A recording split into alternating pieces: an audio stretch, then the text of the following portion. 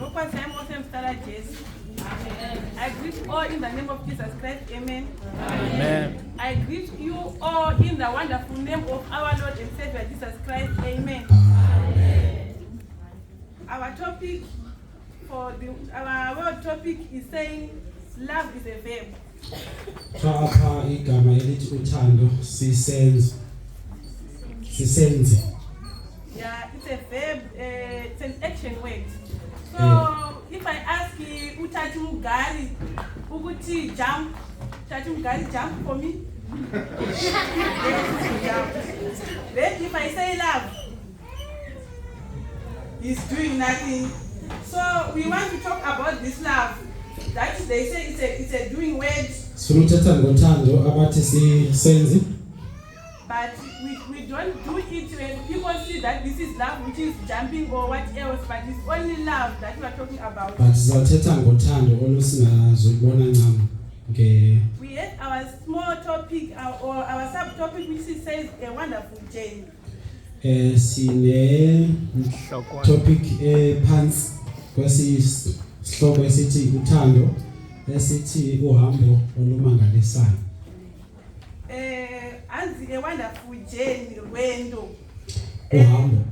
If you talk about a journey, it depends. First of all, we have three things that we must put in mind. A journey, a destination. Where are we want to go? Okay. Why? And how? That's our journey. A wonderful journey we are talking about. Yes. When I was growing up in rural areas, if my mother told me that you are going somewhere, that night I couldn't sleep. I wake up early in the morning, like 4 o'clock. Even though I ironed my clothes yesterday, I will iron them again. And my shoes, I always check if they are still there. Preparing for a wonderful journey. And when I am okay, let us read our first verse from John 13, verse 34 to 35. Chapter 13, verse 34 and 35. This is about the journey we are talking about. In this journey, there are something we have to, our preparation for this journey. John 13, verse 34.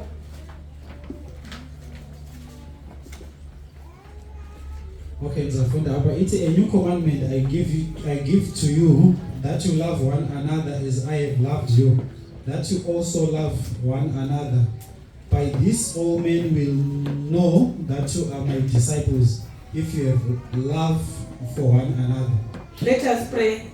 Our Father who art in heaven, we ask your Holy Spirit to be with us by this time as we are proclaiming your word. I invite you to be with us in Jesus' name. Amen. We had our verse.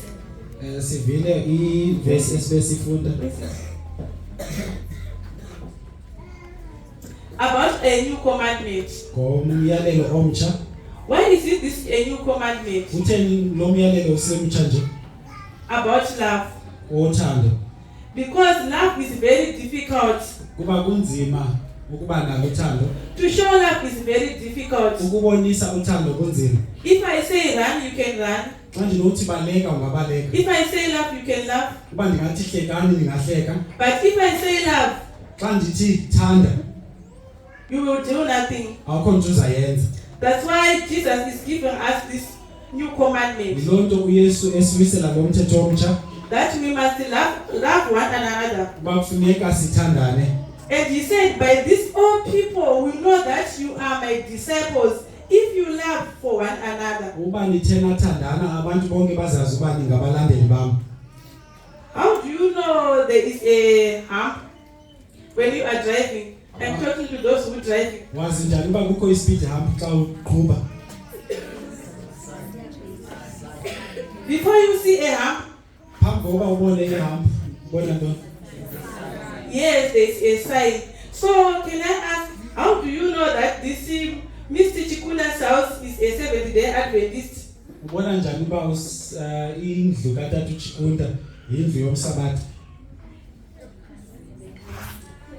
It's because Jesus is saying, by these people will know that you are my disciples. Uthi uYesu ngalento abantu bazawuyazi into okokuba ningabalandeli bam. By this, what are we doing? What must we do so that people will understand or will notice that there is a Seventh-day Adventist who is working there? Abantu bayazi into okokuba phaa kulaa ndlu kuhlala umsabathi. Our next verse is from Colossians 3 verse 13 to 14. Sizaya kwincwadi yeColossians chapter 3 verse 13 or 14. Cela ukuncediswa ngapha. Sazama i-dictionary mina yesiXhosa nginayimali ikhangela i-verse. Okay, I can read it here. Chapter? Colossians chapter 3 verse 13 and 14. Bearing with one another and forgiving one another. If anyone has a complaint against another, even as Christ forgave you, so you also must do. But above all these things, put on love, which is the bond of perfection. Bearing with one another, bearing with one another, and if one has a complaint against another, forgiving each other as Lord has forgiven you. Forgiving is the very, very big problem to us, especially Christians. We don't forgive. We don't forgive. If someone did, especially in the church, you can say, no, it's easier. At our church, you cannot do that. Mrs. January cannot do that to me. No, but every day he come and stand in front of the church and sing. Why is he sing at the church? Why is he wrong to me?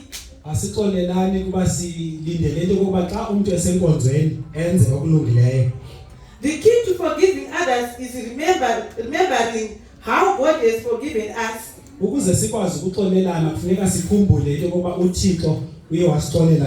It is difficult for you to forgive someone who has wronged you a little when God has forgiven you so much. Realizing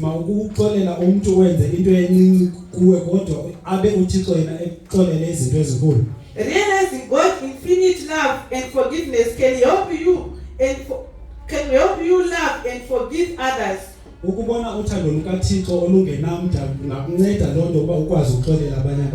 Let God worry about the wrongs you have suffered. Don't quench your life in bitter. Instead, live renewed in love and joy.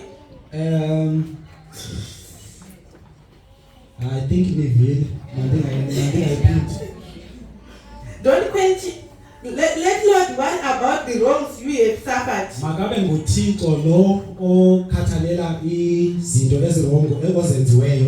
Don't quench your life in bitter. Instead, live renewed in love and joy.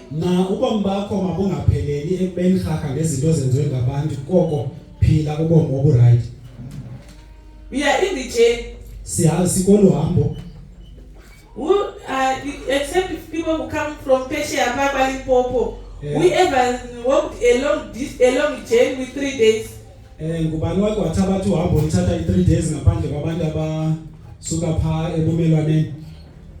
Persia, Limpopo.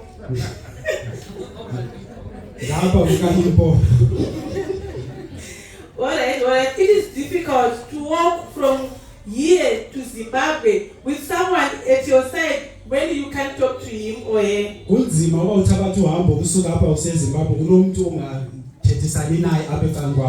You can't walk without even speaking to one another from here to Belleville. What more from here to, I can just say, to Joburg.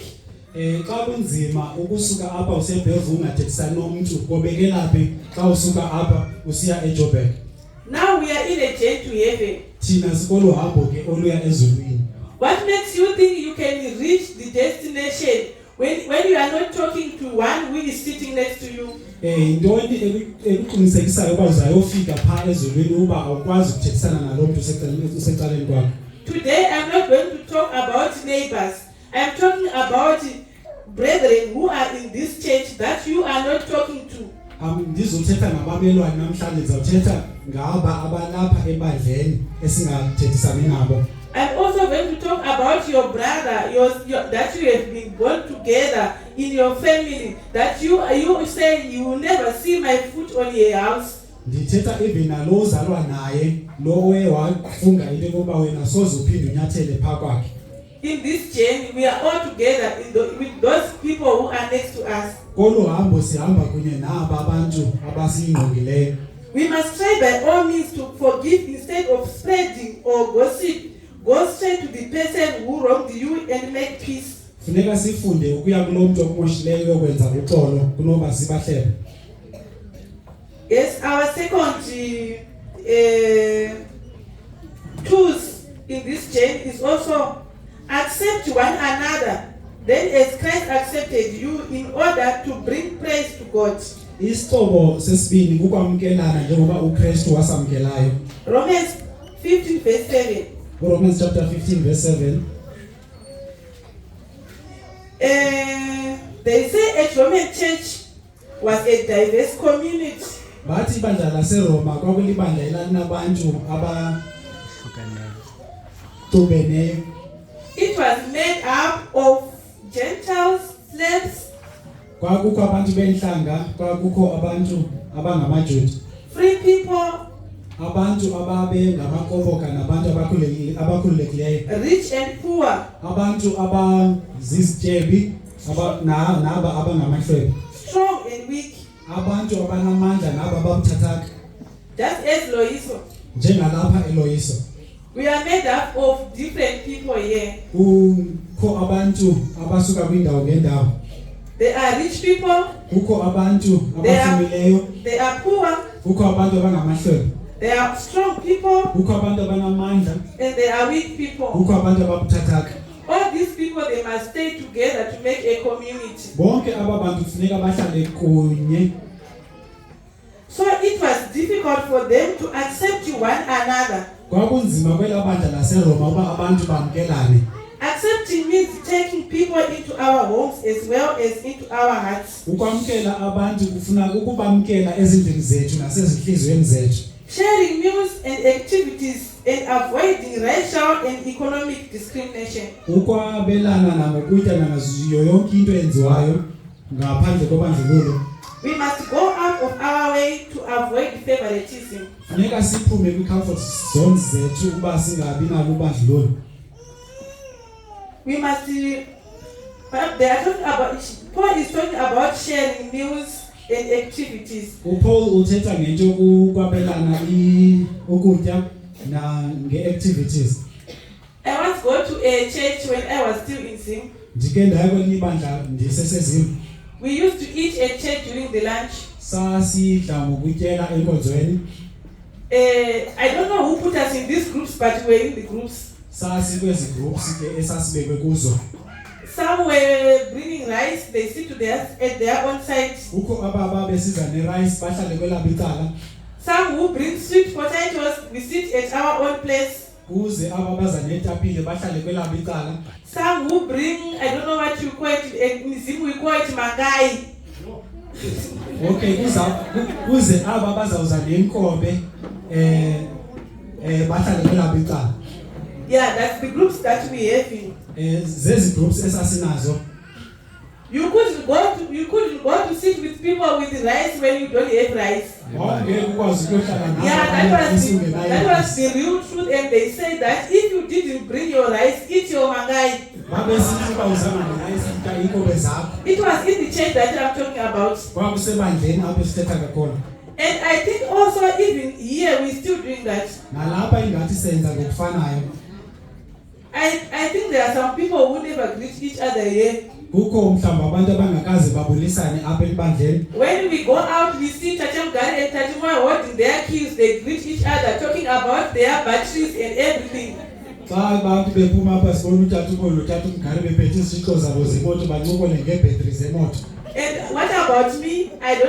They don't speak to them because I don't ever bother them a battery. Naba ncokola nam kuba ndinalo bhetri abanoyiboleka. And we see Mama Shikunda, she talks to Mrs. Anita about their business. Umama Shikunda athethe nomama Anita bathetha bancokole ngale business yabo. What about others? What are we doing to them? Aba abanye sizawubathini? If ever you hear them talking about me, it's about maybe gossiping. You see what she was doing? You see what she was wearing? Xa abantu benoncokola ngam ngaba sebehleba besithi umbonile uba benxibe kanjani bentoni. A wonderful journey. Sikolo hambo olumangalisayo. And our destination is heaven. Lapho esibhalele khona kusekhaya ezulwini. That is very, very important. Ibalulekile lento.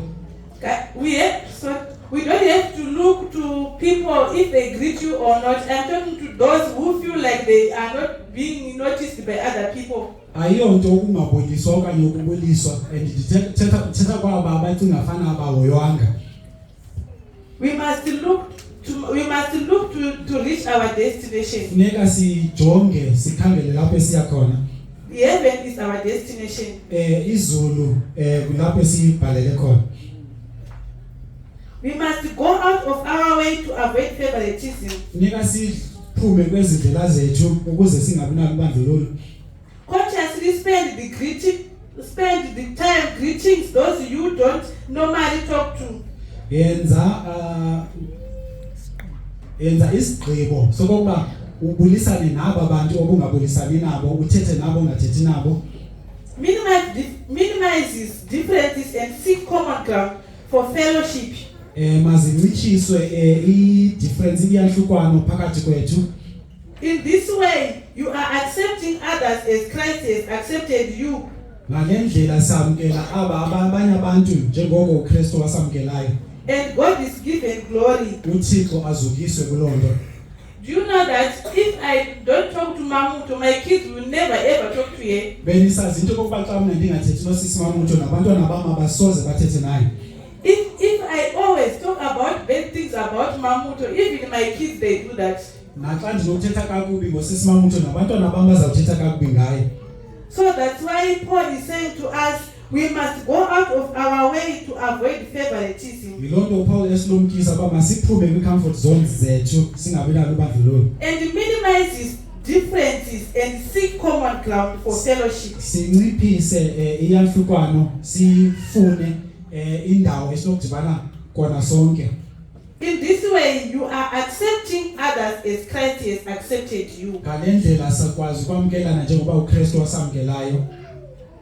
Adventurers, ndiza kunike bantwana bam. I am talking to you. If you see someone Xa ubona omnye umntana is feeling out of place, ubona ngathi akamkelekanga, you have to go and greet her. Hello? Ufuneka kuye kulo mntu uyobulisa.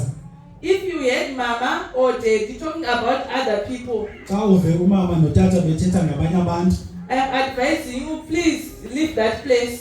Ndinicebisa into kokuba nisuke kuloo ndawo. Because they will be poisoning your mind. Kuba baza kufaka ityhefu apha ezingqondweni zenu. I know about some people who grew up knowing that their grandma is bad. Ndazi abanye abantu abakhule besazi into kokuba umakhulu umuntu ombi kakhulu. This grandma never do anything wrong to them. Akukho nto ugrandma akayenza kwaba bantwana kwabazukulwana.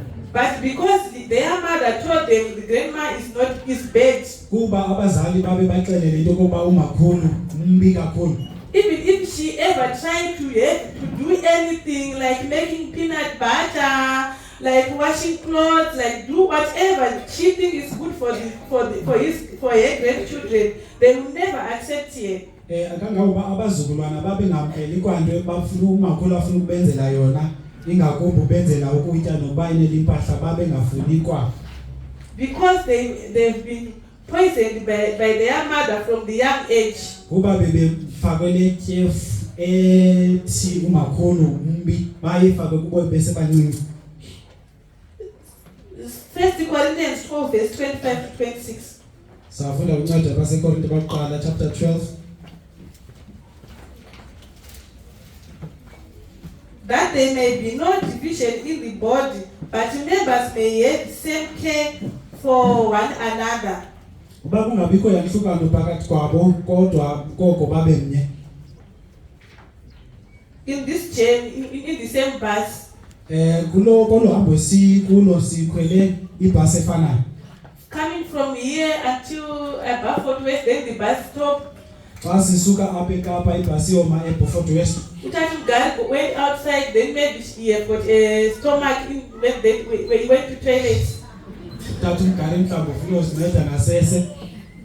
And the driver, when the driver come, xa idriver ibuya, the bus will just leave Tati Umgari. Ibhasi izawusuka imshiye ngasemva uthatha umgari. And I will be happy. And omnye umuntu awonwabe.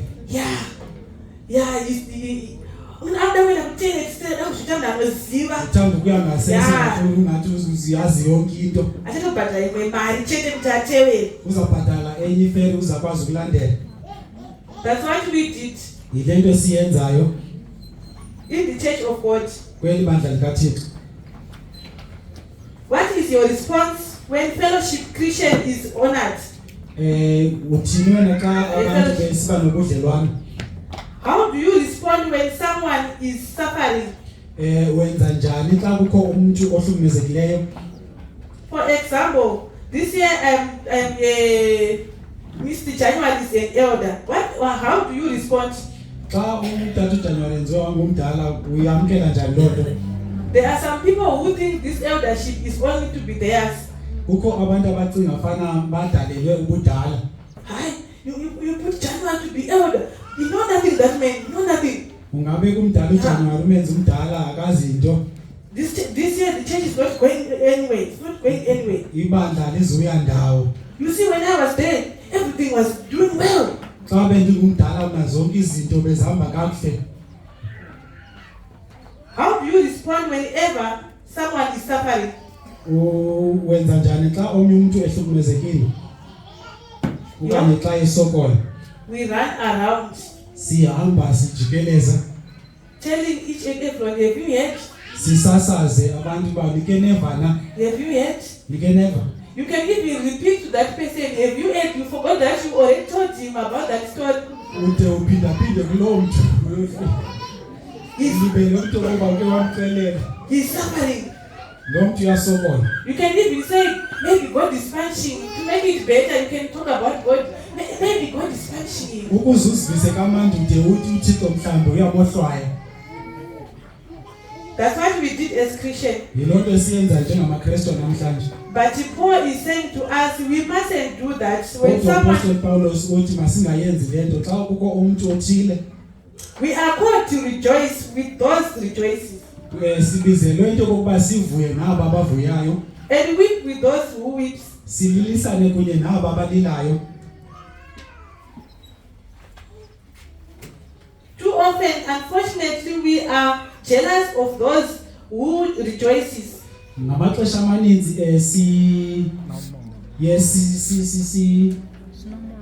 sibe nomona ngabantu abanjani abanovuyo. And apathetic towards those who weep. Sibe lusizi kwaba balelayo.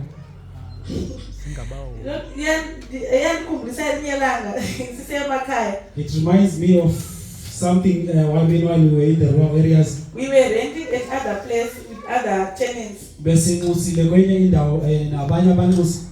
There was a funeral there. Kubekho umphanga. So the way this grandma was crying, it was like strange to us. Yayingaqhelekanga le ndlela umakhulu ayelela ngayo.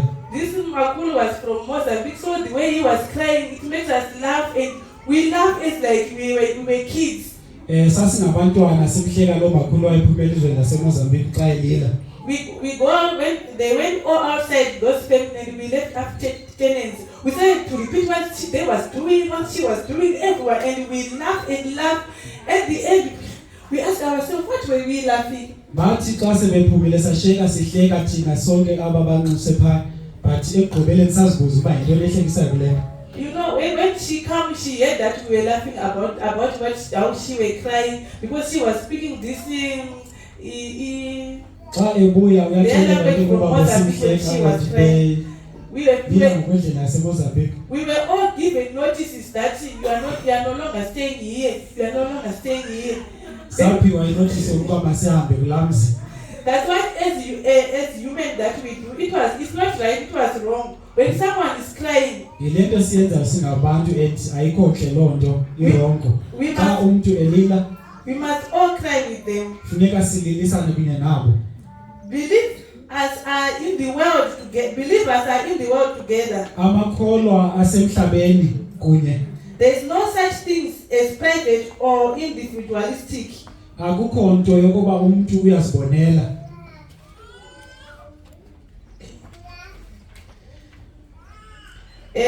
Hebrews 10 verse 25. Hebrews chapter 10 verse 25. Can someone read or I can read? Okay, let me read. But encouraging one another and all the more as you see the day drawing near. Yeah, I think la verse ethi ningakuyilizele ukuhlangana kuba nibona uba usuku lusondela. Which day is he talking about? Lolu polusuku Paul athetha ngalo. The day we will arrive to our destination. Lusuku lokuba thina sizawufika lapho esiya khona ezulwini. To neglect Christian meeting is to give up the encouragement and the hope of other Christians. Ukuyilizela ukuhlangana kukushiya ukukhuthazwa nokufumana. For example, if Captain God didn't come to church, Xa umtata engazanga enkonzweni, there is someone who feel like if Captain God is at church, kukho omnye umuntu oziva kamandi xa utata umgare esenkonzweni. and there's someone who feel if I am at the church, Kukho nabani othile othi xa yena enkonzweni you feel better. uziva kamnandi. So if I say I'm not going to church anymore, Xa ndisithi andisayi ebandleni, which means I'm also giving up the encouragement that I always give other people. ndilahla le nkuthazo endidla ngokuyidlulisa kwabanye abantu.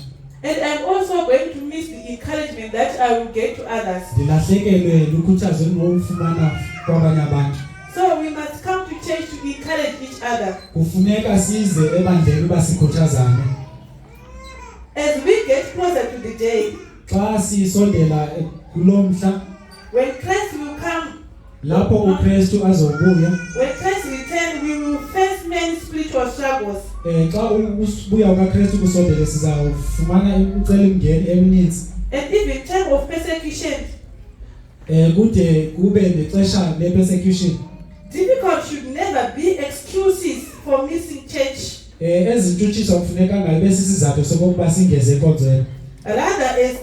Rather as difficulties arise, we should make even greater effort to be faithful in attendance. Ngokuya imicelimngeni isanda kufuneka senze i-effort ngakumbi kokuba sikwazi ukudibana. If you give your testimony,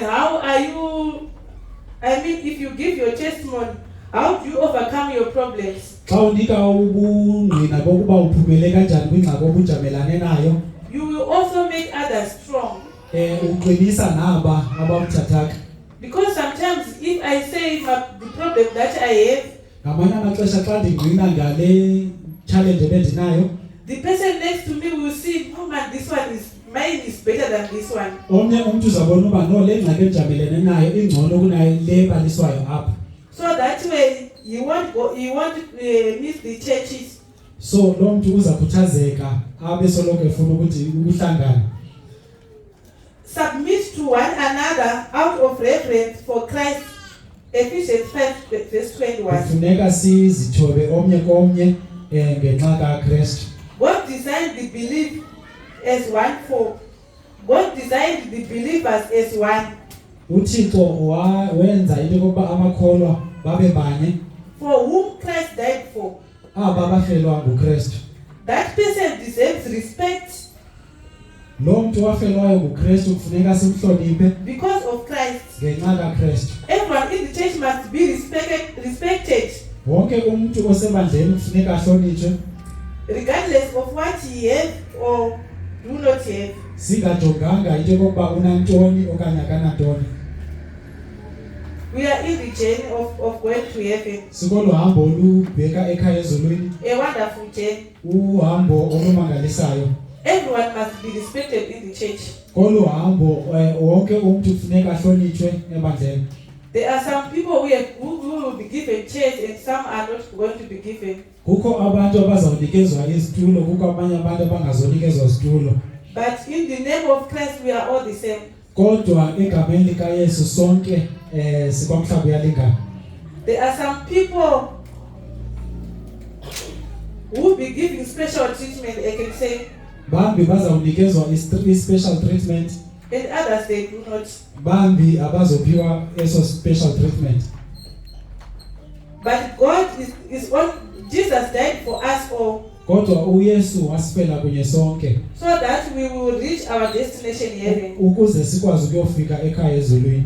Ephesians 4 verse 2. Xa sifunda kwincwadi yase-Efeso chapter 4 verse 2.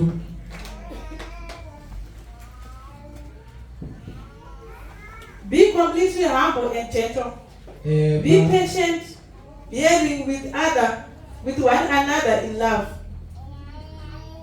There are some people who don't know how to humble themselves.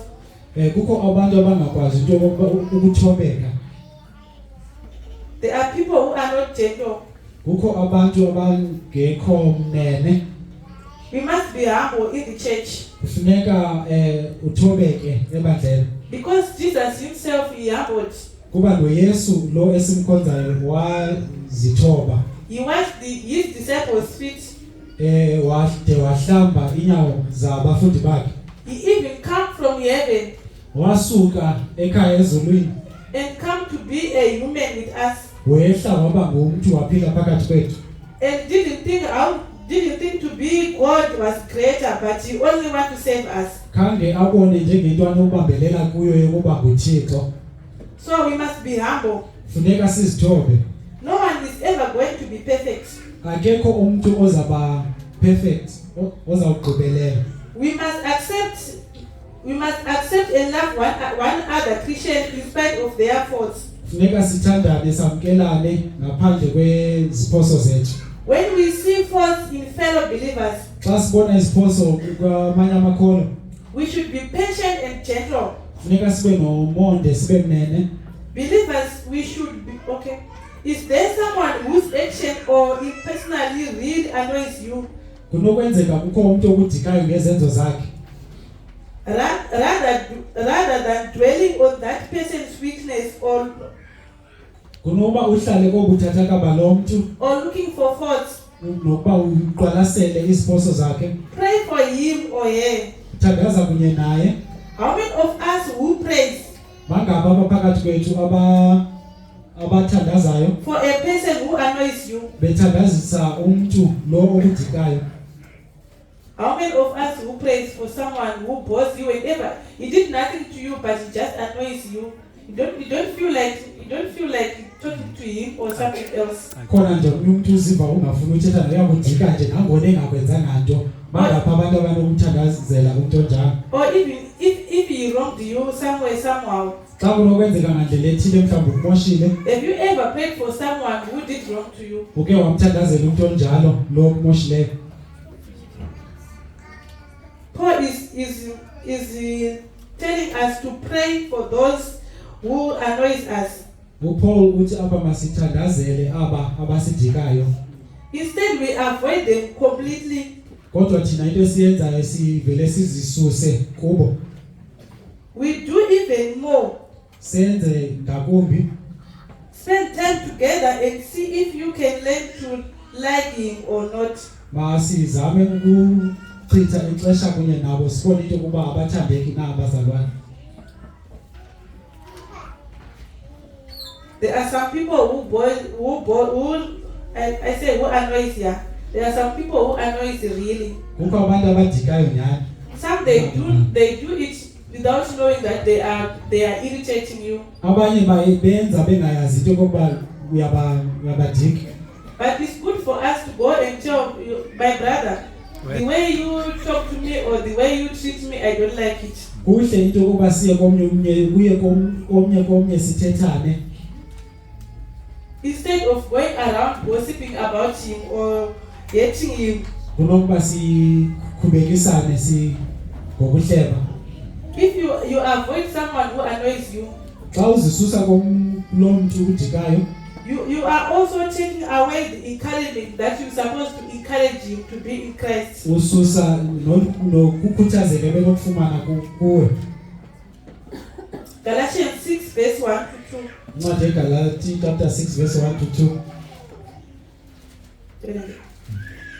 Brother, if anyone is caught in any transgression, you who are spiritual should restore him in a spirit of gentleness. What do we do when we hear there's someone who did wrong here? Senza njani xa kuvele into yokuba kukhona umuntu wenze iphutha elithile? Especially if it is an elder. Xa kungumuntu omdala. If you see him standing here, xa umbona emile apha, then you go to the next person. Why is he talking in front there? uzibuze ubuza komnye umuntu uba kutheni eme phambi kwethu. Then the next person didn't know what he had done. Then he started to ask him, what have you done? Lo secaleni kwakho akazi into abuze wenze njani. And then you see they will be starting gossiping in the church. Qale ke inhlebendwane kancinci apha phakathi ebandleni. Because it's obvious you have to tell him what's going on so that you understand what you are talking. Kuba ukuza understand kufuneka ucacise le nto uthetha ngayo. Instead of restoring that person, kunoba sibuyisele umzalwane emkholweni, we gossip about him. Siye sibe nenhlebendwane ngaye. Instead of restoring, what do we do as brothers and sisters? Ngaphandle kokuba simbuyisele intoni enye siyenzayo thina? We run around gossiping. Hamba sisasaze. We even add some lies so that the person will see he or himself unforgivable. Sispayise ukwenzela uba lo sithethwa ngaye azibone ngumuntu ongenawuxolela. And that person will never feel free to come to church again. Lo muntu akasoze aphinda akhululeke ukuze enkonzweni kwakhona. Do we restore? Singaba siyabuyisela xa senza loo nto. We have to cooperate in every situation so that everyone will live happy. Funeka sisebenzisane kuzo zonke imeko ukuze nabani na aphile enovuyo. By this all people will know that you are my disciples. If you have love for one another. Xa nithe nathandana bonke abantu bazawungqina into yokokuba ningabalandeli bam. Our last verse is from Corinthians 13 verse 1 to 5. Ivesi yokugqibela ezaphuma kwincwadi yabaseKorinte uqala chapter 13 from verse 1 to 5. Someone can read it for me.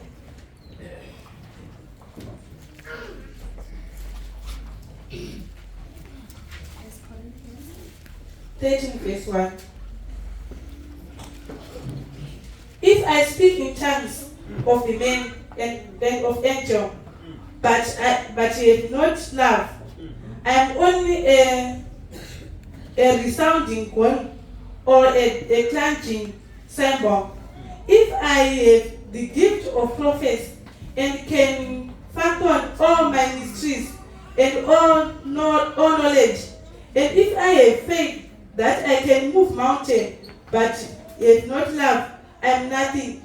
If I give all I possess to the poor and surrender my body to the flames, but have not love, I gain nothing. Love is patient, love is kind.